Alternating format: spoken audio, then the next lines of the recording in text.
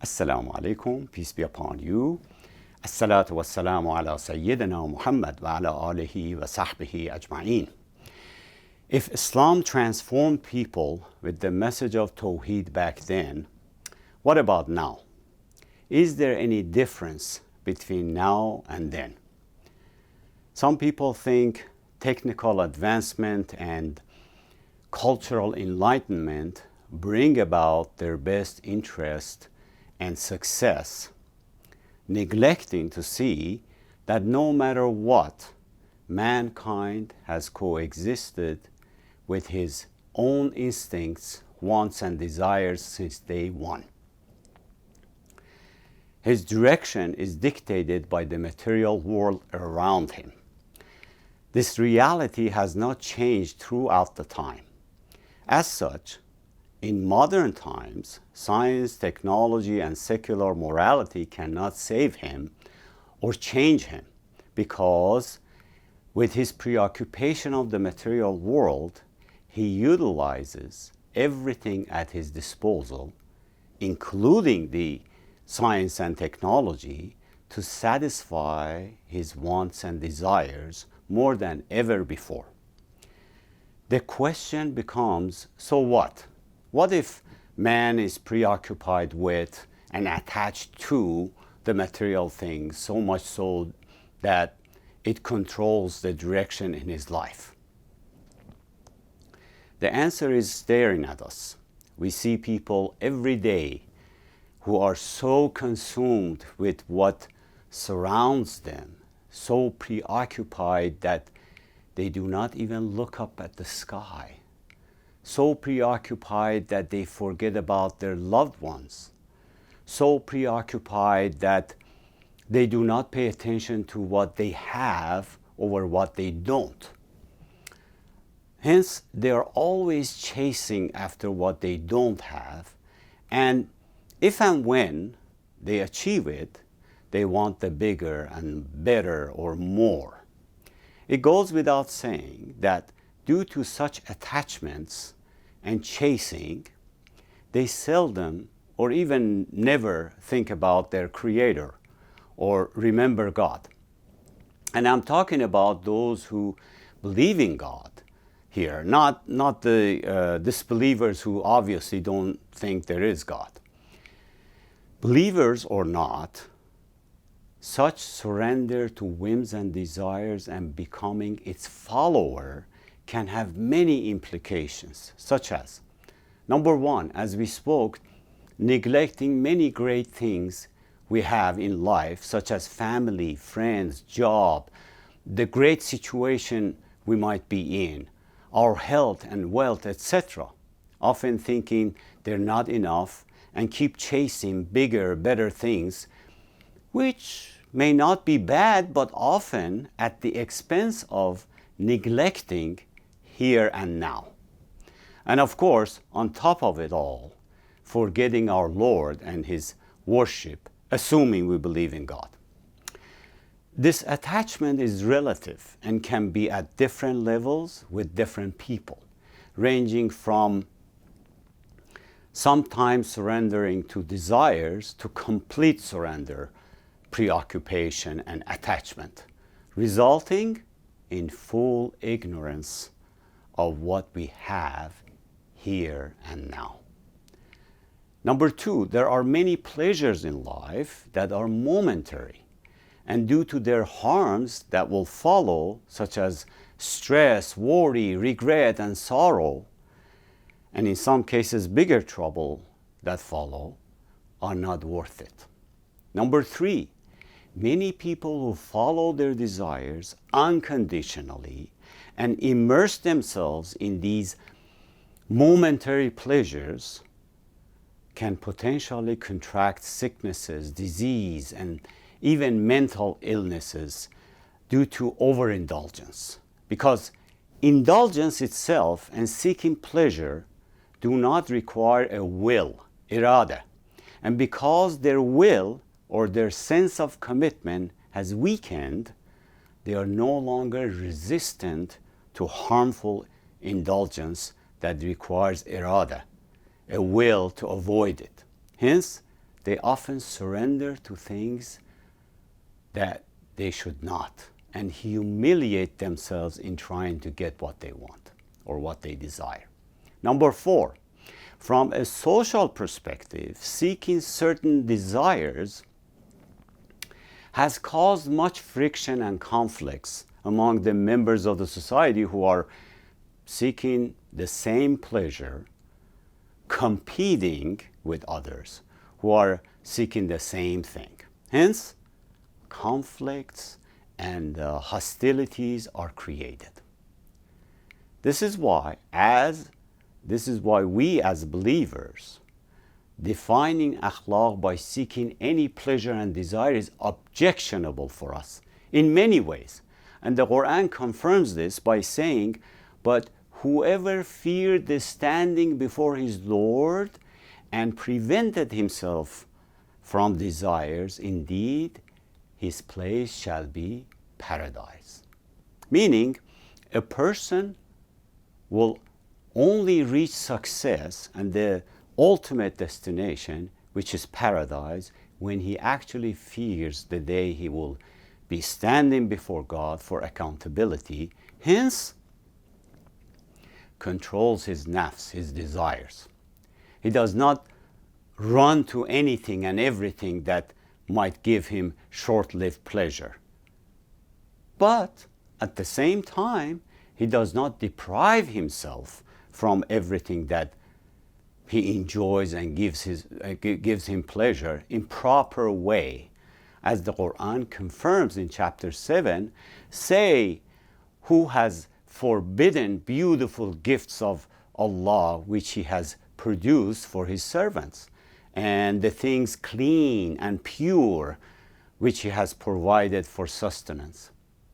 Say, they are in the life of this world for those who believe, and purely for them in the day of judgment. You see, none of the beautiful things, pure things in this life are forbidden to the believers if they are used wisely. All God's material favors are available for both the believers and the disbelievers. However, this verse mentions believers and the last day, because a believer who truly believes in God and the last day knows how to use all these material favors Allah has put in this world for his pleasure without abusing or misusing them. They are pure only for the believer, and only for him they will be counted as allowed and pure in the day of judgment. On the other hand, for the disbeliever who took these favors and indulged or overindulged in them without any breaks or control and just surrendered to his own desires, in that day they will become a liability, a responsibility they must answer for, hence incur penalty. Therefore, according to the Quran, surrendering and indulging in any and every desire is wrong. At the same time, avoiding and depriving from all pleasures in life is wrong as well. Back to surrendering to whims and desires, while there are no mechanisms that prevent disbelievers from following and indulging in their whims and desires, that is, no belief in divine directives or standards warning them, there are mechanisms in place for the believers to keep his or her desires in check through divine teachings or religious akhlaq. One might ask, can a believer swerve to overindulgence by surrendering to his or her whims and desires as well? The answer is yes, at different levels, ranging from one who believes in God, has some faith, yet often surrenders to his desires and overindulges to the one who does so occasionally. Hence, we now focus on surrendering to whims and desires for the believers who are supposed to submit and surrender to God and to God only. Those who do believe in divine revelation. For those, there are few clear verses of the Quran where Allah Azza wa Jal depicts those who surrender to their whims and desires as those who have taken it as a deity, as a God. Hence, in today's lecture, we want to explore these verses, starting with an amazing passage in chapter 45, Surah Al-Jathiyah, verses 23 through 29. These verses follow verses which talk about Allah's signs, those who believe these signs and those who reject them, their attitude and their recompense, and that those who commit evil acts are not like those who have believed and done righteous deeds. Then moves on to this passage relevant to our topic here today about desires. أعوذ بالله من الشيطان الرجيم أفرأيت من اتخذ إلهه هواه وأضله الله على علم وختم على سمعه وقلبه وجعل على بصره غشاوة فمن يهده من بعد الله أفلا تذكرون. Have you seen he who has taken his own desires as his God, and knowing him, Allah has sent him astray and has set a seal upon his hearing and his heart and put a veil over his vision? So who will guide him after Allah? Will you not be mindful, reminded? Because this verse is relevant to our topic today, we want to discuss it a bit in more detail before moving on to next verses. The term ilah means deity or God. So when the verse says, أَفَأَرَيْتَ مَنِ اتَّخَذَ إِلَهَهُ هَوَاهُ, have you seen he who has taken his own desire as his God? Does that mean taking desire as God, the creator? Did my desire create me? Of course not. Here, by taking his desire as God means unconditional surrender to my whims and desires. Just like I'm supposed to surrender to God, the Creator and Lord, and His commands. Then what do? I do unconditional surrender to anything, like desire, or anyone.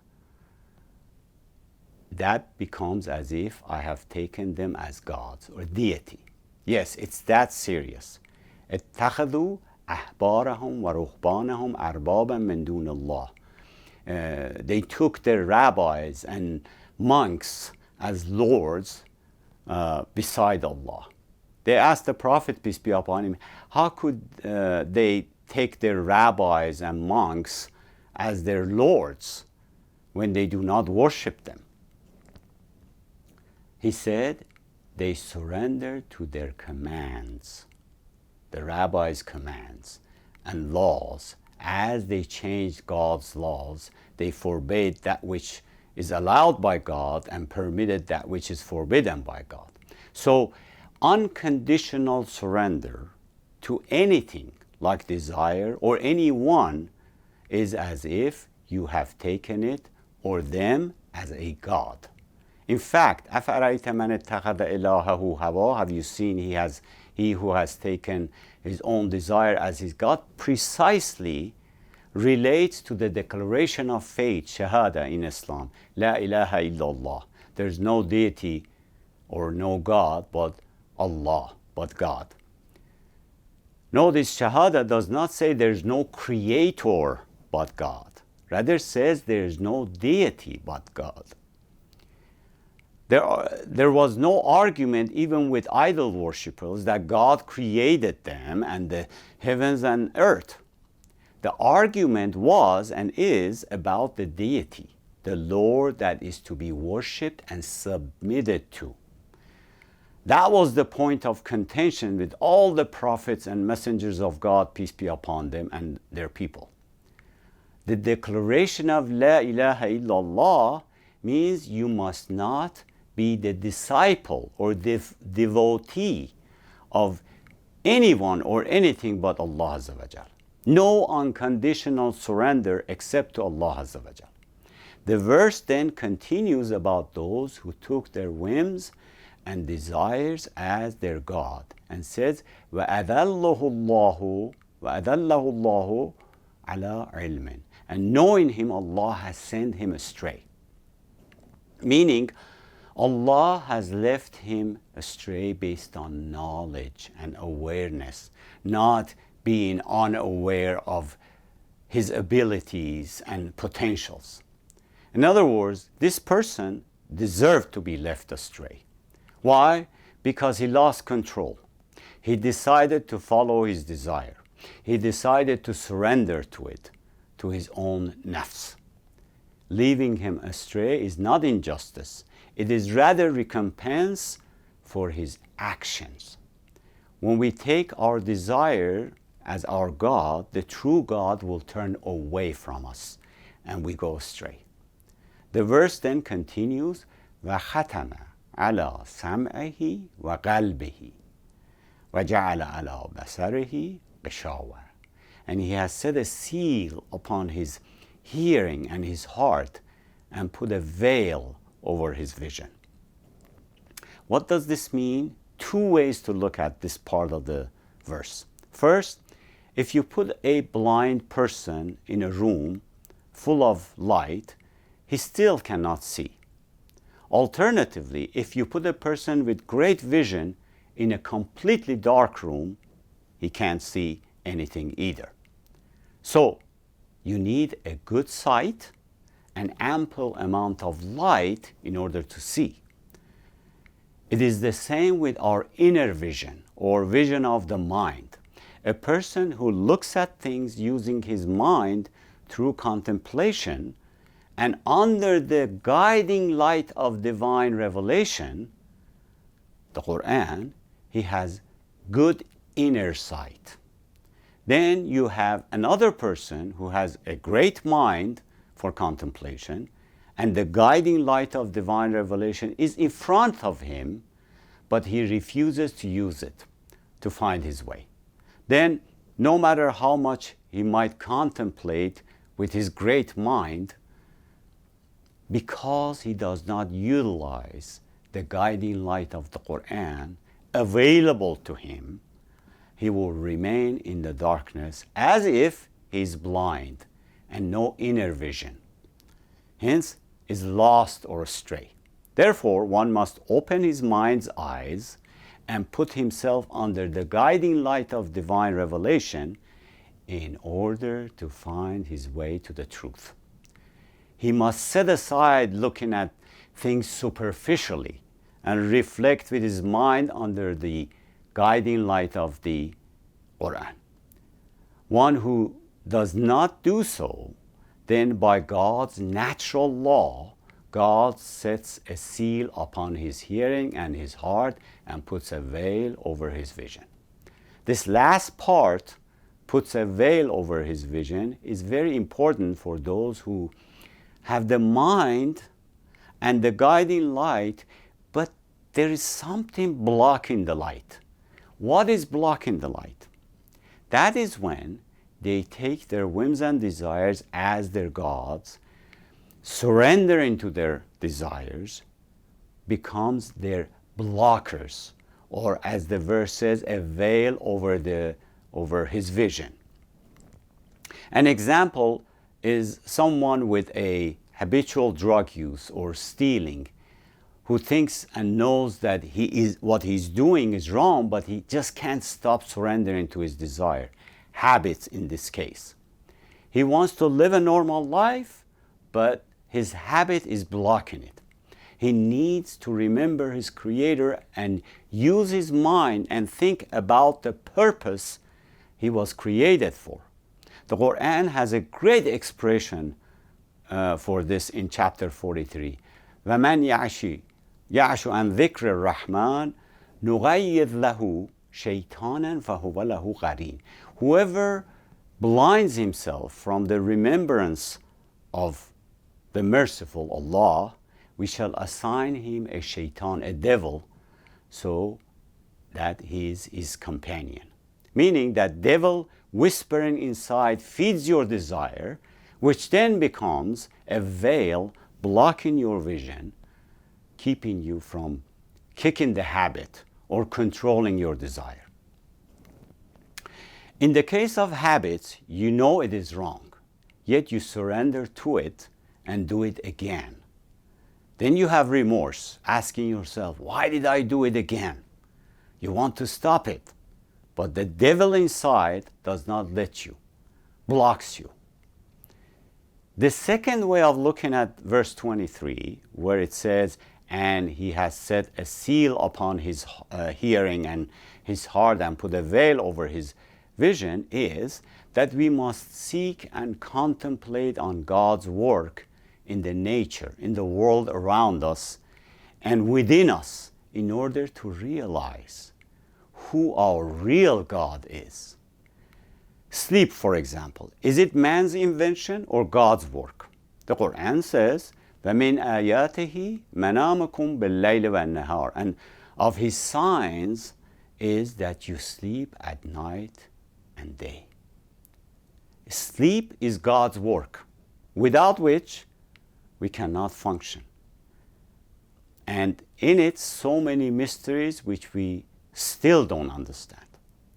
That is why several verses before this passage, before verse 30, in this surah, in this chapter, talk about God's signs, like the creation of heavens and earth, spreading of moving creatures, alteration of night and day, and the fact he subjected to us the sea, so our ships may sail upon the sea by his command. In other words, there are things we have invented or built through our ingenuity given by him, and there are things God created and no one else.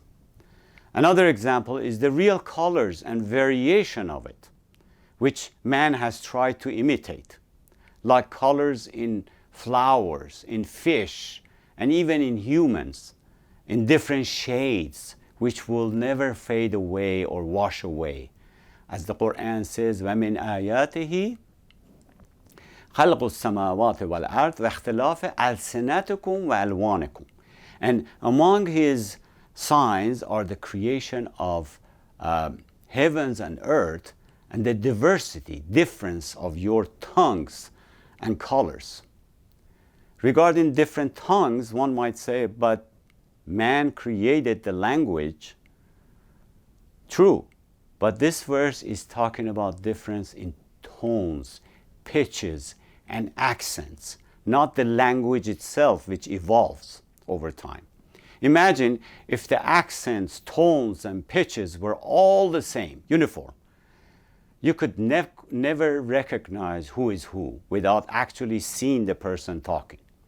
You could never recognize whether it is a man, a woman, or a child is talking from behind a curtain or on a phone, or whether you recognize this person or not.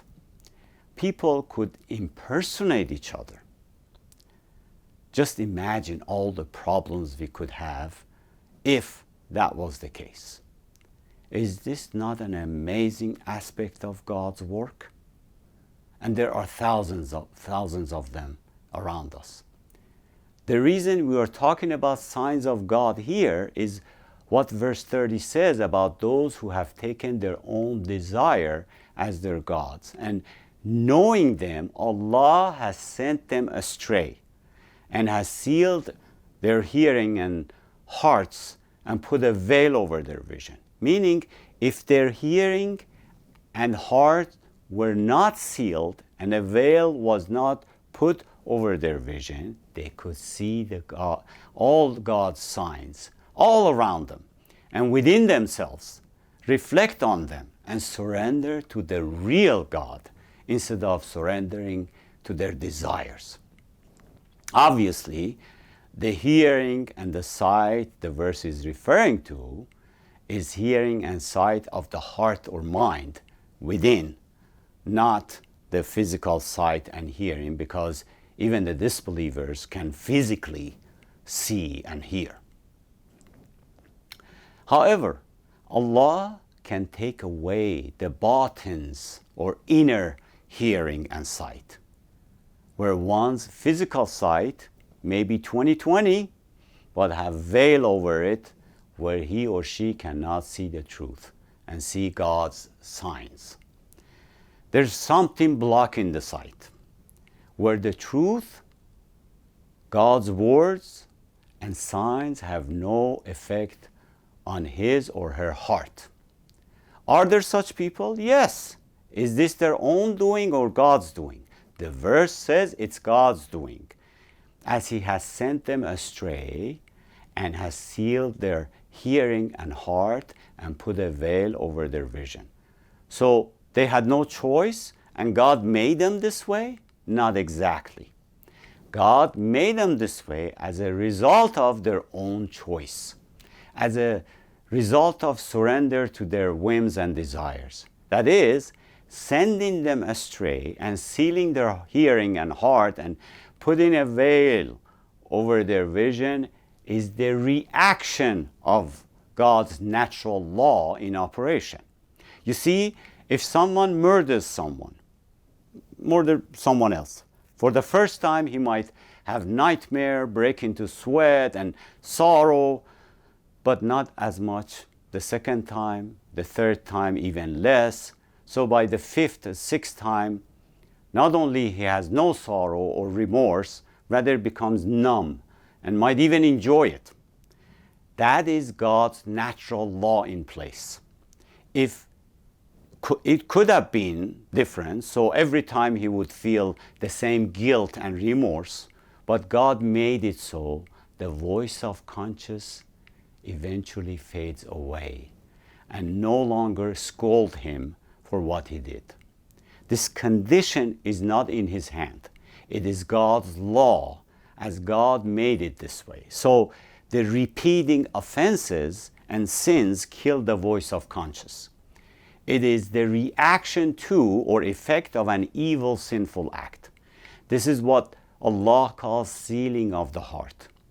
To sum up the verse, Allah says anyone who takes his own desire as his God, surrenders to his desire based on knowledge and awareness, knowing he deserves it, I will send him astray, seal his hearing and heart, and put a veil over his vision against the truth, haqq. That is my natural law in operation, that repeating evil, sinful act will diminish and destroy the voice of conscience, sending the nafs to sinful abyss. That being the case, the verse ends with a question. فَمَنْ يَهْدِهِ مِنْ بَعْدِ اللَّهِ أَفَلَا تَذَكَّرُونَ. So who will guide him after Allah? Will you not then be mindful or reminded? Meaning, it will take God's intervention to change this person's temperament. Meaning, with his law in operation in such a way where this person's heart and hearing is sealed and a veil blocks his vision, who can guide this person beside Allah? There's only one way, and that is returning to Allah, remembering him and asking for his help, saying, Ya Allah, this is your law in operation, but I brought it on to myself. Help me, as you are the only one who can help the sinners.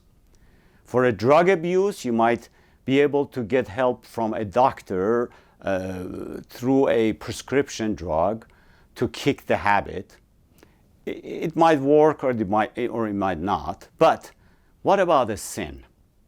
Who can help you with that beside Allah Azza wa Jal and His book, which is the cure, as it says in itself, وَنُنَزِّلُ مِنَ الْقُرْآنِ مَا هُوَ شِفَاءٌ وَرَحْمَةٌ لِلْمُؤْمِنِينَ. We send down of the Quran that which is a healing and a mercy to believers. One must seek the healing from this book and surrender to the one who sent down the divine revelation. Otherwise, the cure is nowhere else to be found. The verse ends with أَفَلَا تَذَكَّرُونَ. Will you not be mindful, reminded? Mindful as opposed to negligent. The ending asks, won't you wake up? Won't you come to your senses? Then in the next two verses, the temperament of those with seal upon their hearing and heart and a veil over their vision is elaborated. وَقَالُوا مَا هِيَ إِلَّا حَيَاتُنَا الدُّنْيَا نَمُوتُ وَنَحْيَا وَمَا يُهْلِكُنَا إِلَّا الدَّهْرُ وَمَا لَهُمْ بِذَلِكَ مِنْ عِلْمٍ إِنْهُمْ إِلَّا يَظُنُّونَ. And they say, there's nothing but our life in this world. We die and live and nothing destroys us except time. They have no knowledge of this. They are just guessing. This verse says, such people say, this life we're living is all there is. The term dunya refers to the nearest life or this life. We come to this life, live it, then die as the time passes. Once we die, no other life beyond. The verse mentions death before life because they say we die and live, referring to the mankind as a whole, where one group or generation dies and another is born and lives until they die and a new generation is born. And that's it. Then the question to them is, what is the source of this life? Who brings them to this life and takes them away? They say nothing. Nothing destroys us but time, meaning the events within time. That is, we're born to this life from where we don't know. Then grow like a weed. Then nothing kills us except events and that occur throughout the time, like forces of nature, etc. The Quran then responds to the logic of unbelief. Unlike us, the Quran has no fear of mentioning the false logic or theory of its adversaries. As it does so here, then respond to it, because it wants to stimulate our minds and make things clear. The Quran responds by saying they have no knowledge of this. They're just guessing. They have no knowledge, no proof, no idea, just guessing. Why? Because in our coming to this world, in our sustenance in this life, and our exit from this life, it's not just the apparent natural factors involved or what we see. It's not just the soil on earth, the water, and the food.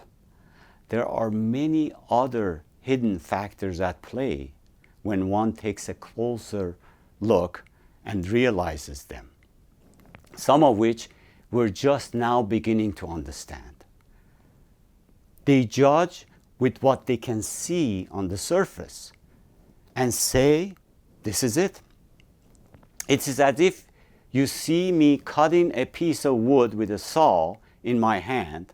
If instead of this full picture, you just see the saw cutting the wood, not me, you will see the saw, you will say that the saw is cutting the wood. But if you see my hand with it, you will say a hand is cutting the wood. But then you know that a hand cannot do that on its own. Then you say someone's hand is cutting the wood.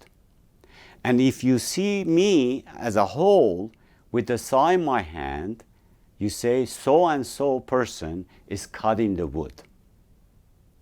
Then you say it is his will to cut the wood.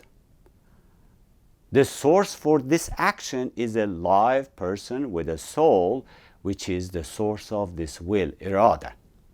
Therefore, when we look at this elaborate system of nature, this world we are living in depth, our reproduction, the alteration of day and night, the food, the water, the oxygen, all ready for us, we must realize there are hidden forces at play.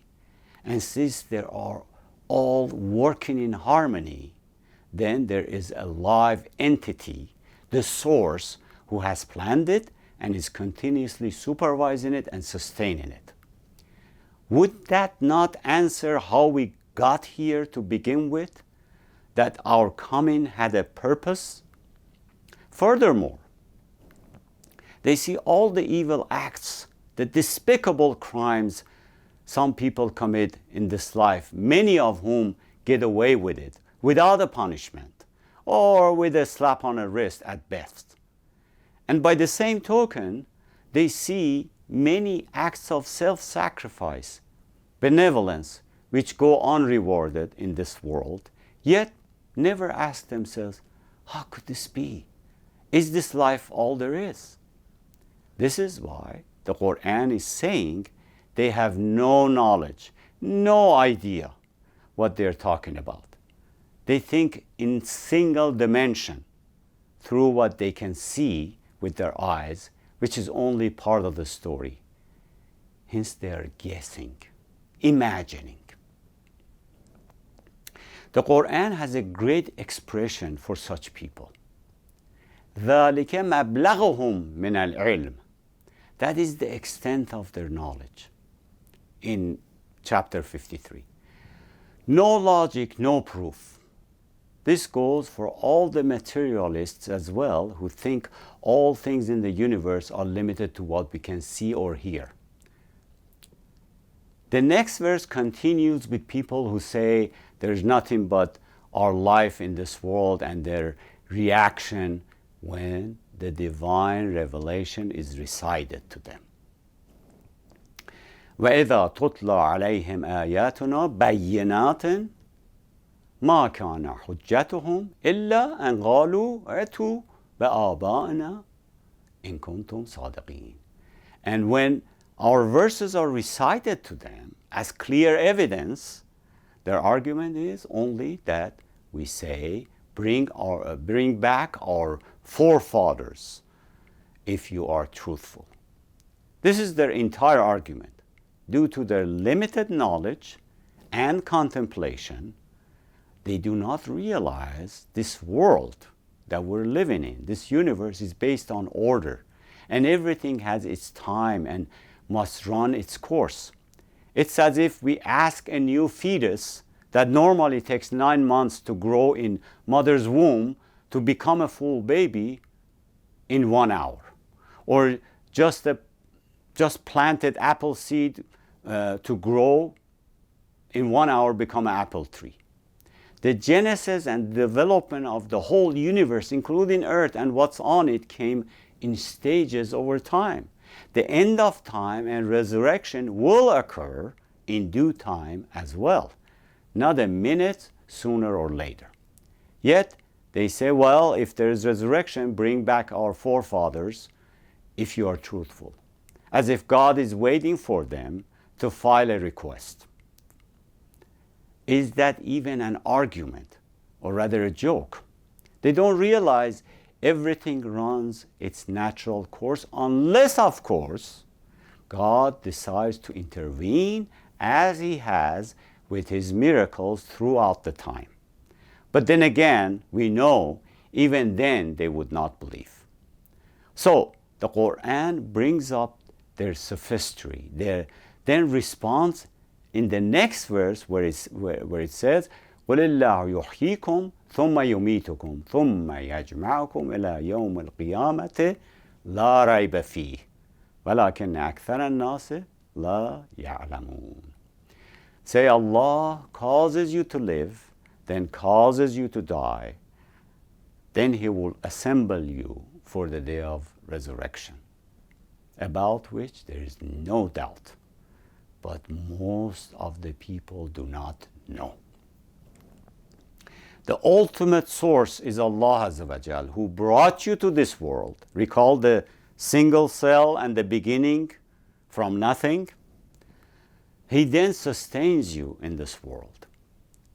Look at the entire human race from the beginning till now, for whom Allah has provided oxygen, food, and water, and everything else. Ecosystem. In fact, look at all the fish and the birds. Who is feeding them? He then causes every one of you to die. Death is an undeniable fact of life. No doubt He will then resurrect you. Why? To be held accountable for your actions and my actions in this life, where the ultimate justice will be served, where our ultimate destination of everlasting life is determined.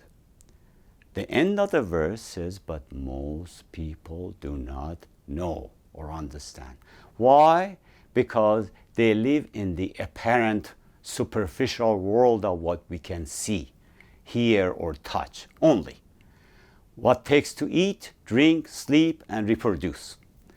And all the scientific or work of knowledge they accomplish is employed to support these apparent physical material needs. As such, how could they then see the world beyond with their inner eyes? They do not live in the world beyond, where the soul, consciousness, spirituality, and unseen reside. They do not live in the world of providence, where believers have the upper hand. Another lesson here is to follow the Quranic methodology, which is, do not be fearful of criticism or arguments. Let others have their time, make their assertions, however wrong it may be, or their sophistry, then respond with reason and evidence without getting emotional, raising our voices, or insulting, or even excommunicating. None of which is helpful. The next verse continues with the Day of Judgment. وَلِلَّهِ مُلْكُ السَّمَاوَاتِ وَالْأَرْضِ وَيَوْمَ تَقُومُ السَّاعَةُ يَوْمَئِذٍ يَخْسَرُ الْمُبْطِلُونَ. And to Allah belongs the kingdom of the heavens and the earth. And the day, the hour appears, that day the falsifiers will lose. So what is the relevance of God's kingdom with the last day when the falsifiers will lose? Allah wants to say, I am the sovereign and king of the whole creation, from the beginning to the end, which will be the resurrection day. The whole process and all stages from your birth, and in fact everything's beginning, and your death as well as your resurrection are in my hand. That is my decree and command, which will come to pass. That is the day everyone will be all ears to their Lord and owner of that day. This is why, by the way, Muslims in every prayer, multiple times a day, repeat chapter 1, which includes the verse, Maliki Yawmiddin, Master, owner of the Day of Judgment, as a reminder. Verse 27 ends with, and the day that hour appears, that day the falsifiers will lose. Those who yield to the falsehood and follow it, then themselves become falsifiers, hence will be among the losers in that day. They must reflect and avoid that permanent loss in that day. The next verse describes the situation in that day. وَتَرَى كُلَّ أُمَّةٍ جَاثِيَةٍ كُلُّ أُمَّةٍ تُدْعَى إِلَى كِتَابِهَا الْيَوْمَ تَجْزَوْنَ مَا كُنْتُمْ تَعْمَلُونَ. And you will see every nation kneeling from fear. Every nation will be called to its record and told, today will be your recompense. You will be recompensed what you used to do. The term Jathia, which this chapter is named after, means kneeling, or as we say, they come to their knees, which implies in that day, everyone from every nation will be powerless before God, no matter how majestic they were in this life. Then every nation will be called to its record and will be judged according to their books of record. Which book is the verse referring to here? Is it the Quran and other scriptures, or is it our personal book of deeds? The ending of this verse and the next verse answer this question. The verse ends with, "Today you will be recompensed for what you used to do," which means according to a record, followed by the next verse, which says, هذا كتابنا ينطق عليكم بالحق إنا كنا نستنسخ ما كنتم تعملون. This our record speaks the truth about you. Indeed, we were having transcribed whatever you used to do. This هذا كتابنا, this our record in this verse, refers to the book for which individuals deed for every second of his or her life in this world, but says our record because they were recorded by the angels the Quran calls guardians, not by the individual himself. As the last part of the verse indicates, we were having transcribed whatever you used to do. This is similar to statements made by various institutions, like a bank, which says, according to our records, this is your balance in your bank account. Except this record, Allah's record, keeps track of every action, every move we make in every second of our lives in this world. Hence, the statement, we were having transcribed whatever you used to do. The guardians are the record keepers, as the Quran says in chapter 82, وَإِنَّ عَلَيْكُمْ لَحَافِظِينَ كِرَامًا كَاتِبِينَ يَعْلَمُونَ مَا تَفْعَلُونَ. Indeed, there are appointed guardians over you, noble recorders, who know all that you do. Or in Surah Kahf, we have وَيَقُولُونَ يَا وَيْلَتَنَا مَا لِهَذَا الْكِتَابِ لَا يُغَادِرُ صَغِيرَةً وَلَا كَبِيرَةً أَحْصَاهَا وَوَجَدُوا مَا عَمِلُوا حَاضِرًا. The guilty will say, oh, woe to us! What is this book that leaves out nothing, small or great, except that all are counted, and they will find what they did present before them. So when you realize every move is being recorded, you must then realize this recording has a purpose. You can be sure that all will be recalled, good and bad, in that undeniable day. Even beyond the noble recorders, our own actions, are recorded within our mind and soul, or nafs.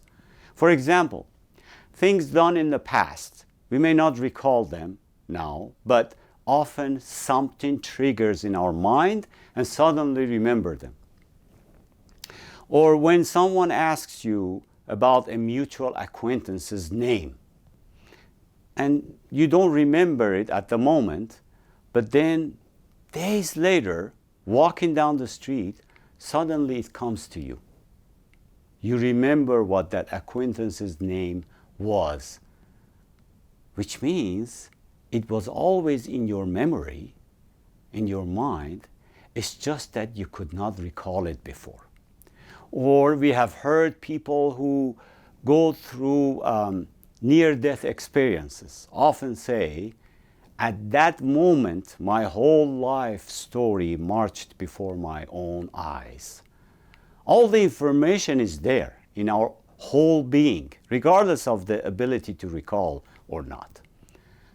The day of judgment, this record will also be available to recall, as the Quran confirms in chapter 79, يوم يتذكر الإنسان ما سعى.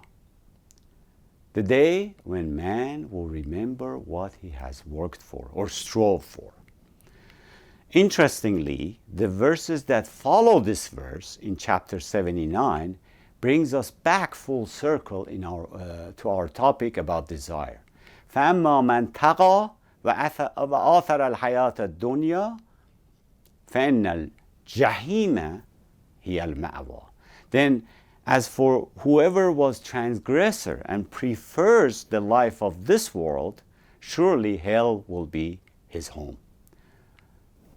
Of course, alternatively, next verses are about those who refuse to surrender to their desire. وَأَمَّا مَنْ خَافَ مَقَامَ رَبِّهِ وَنَهَى النَّفْسَ عَنِ الْهَوَى فَإِنَّ الْجَنَّةَ هِيَ الْمَأْوَى. But whoever feared the standing before his Lord and restrained himself from desires, indeed paradise will be his home. Why does the Quran emphasize the day of resurrection, the day of judgment, by dedicating almost a third of it on the topic in detail? What happens before, during, and after? Because it is the last revelation, the final testament. As such, God wants to make sure mankind understands its certainty and implications, so there are no excuses on that day. So what is the lesson learned from all of this? The lesson that will keep us from getting to this failure point. What is it? We should address it at the root cause by actually acting in reverse of the verse 23, which is asking this question: how can we guard ourselves against going astray where God's law will seal our hearing and our heart and put a veil over our vision? The answer is in the beginning of the verse, which is never let our whims and desires control us. Never surrender unconditionally to our desire and follow it every which way. Break the idol called desire within us, our nafs. Instead, focus on God's signs and words and always remind ourselves who is our Lord, our real deity, who is worthy of our submission and surrender. In other words, anything that comes from our nafs as a desire, if we see it against God's wish, direction, command, and truth, we fight it, wrestle with it, and overcome it. Reject such calls from our nafs. That is when our hearts open, our inner sight and hearing remains, and our voice of conscience strengthens. That is, when we hear the truth, it makes sense to us and settles in our hearts. Then you see how our acts of worship become livelier with reverence. Often the reason we stand before God in our prayer, salat, but do not have the khushu, reverence, is because we lack taqwa, God consciousness, because we follow our nafs. Of course, at different levels for different people. The more taqwa we have, the more we fight our unhealthy desires, the closer we get to Allah and the livelier our prayers become. We see better, we hear better. This is indeed acting in reverse of the verse 23. In conclusion, let's face it, these verses are more relevant now than ever before, when people seem to be more preoccupied with life and all the pleasures and toys it offers than ever before, where there's no room to think about anything else. And the society is not only encouraged, but cultivates such culture of running around 24/7 nonstop. One might ask, why has deity No one worships their whims and desires, so why does the Quran equate it to a deity? The answer is, by deity, the verse means unconditional surrender to one's whims and desires. Hence, it is also a form of shirk, associated partner with God. That is, when one is supposed to surrender unconditionally to God and His commands, surrenders unconditionally to his own wants and desires. He follows wherever his desire takes him, regardless of how immoral, evil, unjust, or harmful it may be to himself and or others. Human nobility and benevolence is very important here.